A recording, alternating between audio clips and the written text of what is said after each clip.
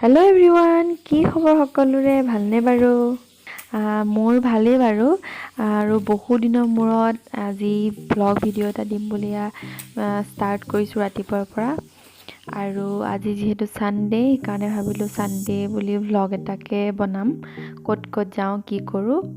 আৰু ৰাতিপুৱাই লিচিয়াছ নামৰ এপটোৰ পৰা মাছ অৰ্ডাৰ দিছিলোঁ। মাছ পালেহি, বৰালি মাছ দিছিলোঁ।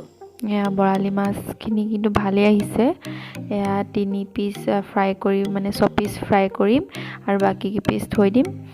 আৰু বেঙেনাও কাটি ল'লোঁ, বেঙেনা পকৰি বনাম বুলি, বৰ বনাম বুলি, সেয়াও দেখাইছোঁ।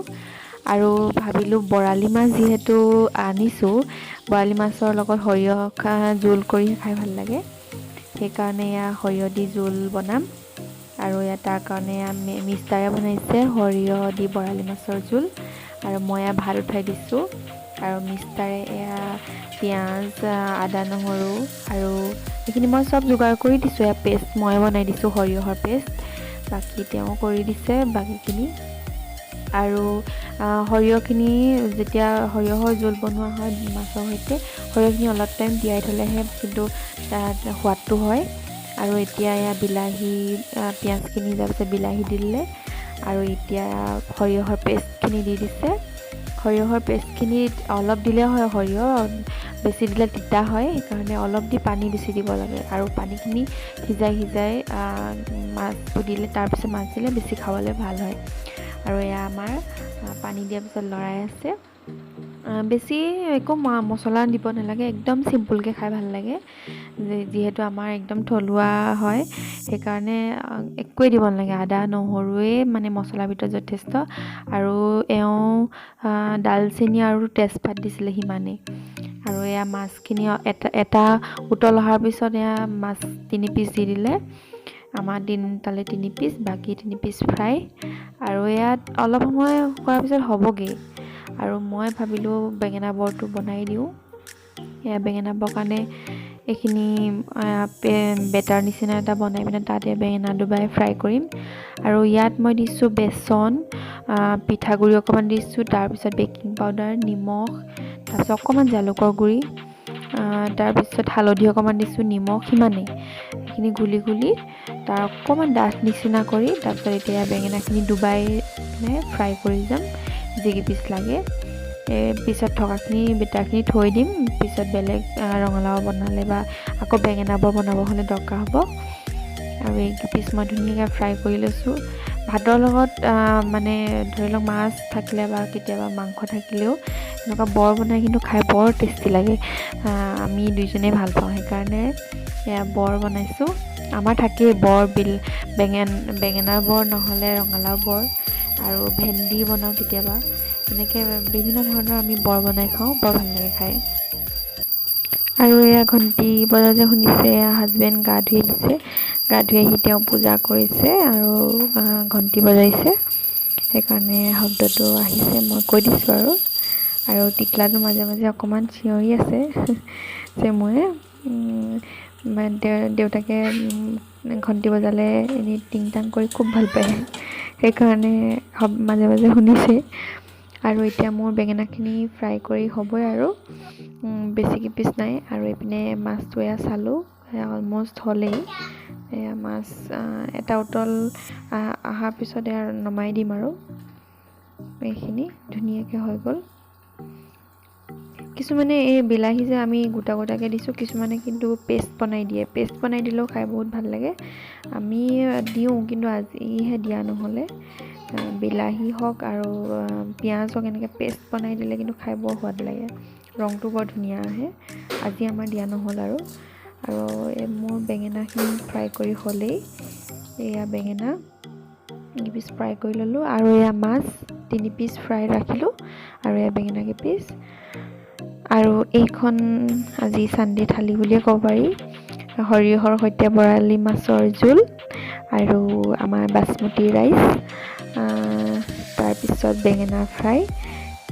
আমি আজি ছানডে আমি খানা খাম আৰু বহুত দিনৰ মূৰত বৰালি মাছ খাম। কিন্তু আজি ধৰক প্ৰায় 1.5 বছৰমানৰ পিছত বৰালি মাছ খাম।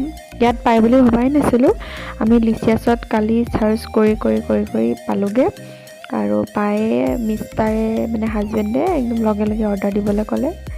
তাৰপিছত এয়া অৰ্ডাৰ দি আজি খায় আৰু থালিখন একদম ধুনীয়া লাগিছে নহয়নে বাৰু? আৰু পূৰা মিলি গৈছে বেঙেনা বৰৰ সৈতে। এয়া এতিয়া আমি খাই লওঁ, তাৰপিছত আকৌ আপোনালোকক লগ পাই আছোঁ দিয়ক।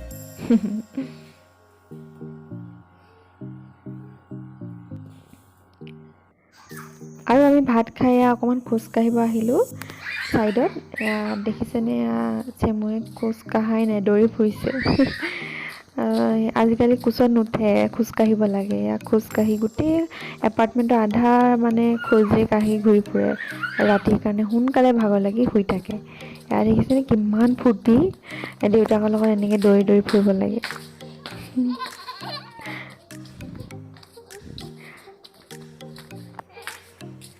কিমান যে ফূৰ্তি পায় খোজকাঢ়িব পালে।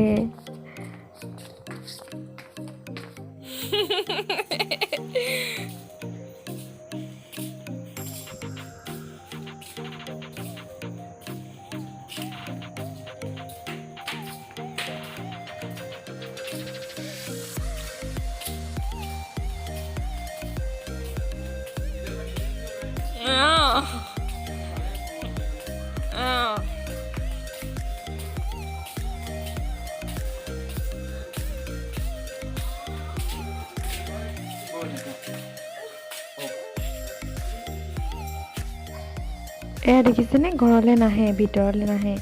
এয়া আৰু এপাৰ্টমেণ্টৰ ভিতৰত আকৌ খোজ কাঢ়িব লাগে। মানে আজি ইমানেই খোজ কাঢ়িছে, কেই কিলোমিটাৰ খোজ কাঢ়িছে তেওঁহে জানিব আৰু। খোজ কাঢ়িয়ে ঘূৰি ফুৰিছে।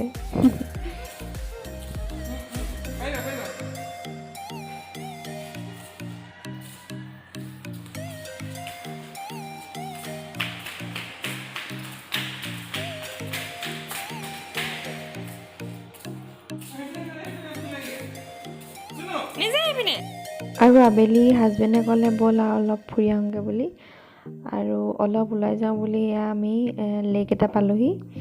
অলপ ওচৰতে আছিলে লেকটো। এয়া ইমান ধুনীয়া হয়, আজিলৈকে অহা নাছিলোঁ, কিন্তু আহি মানে মনটো বহুতেই ভাল লাগিলে।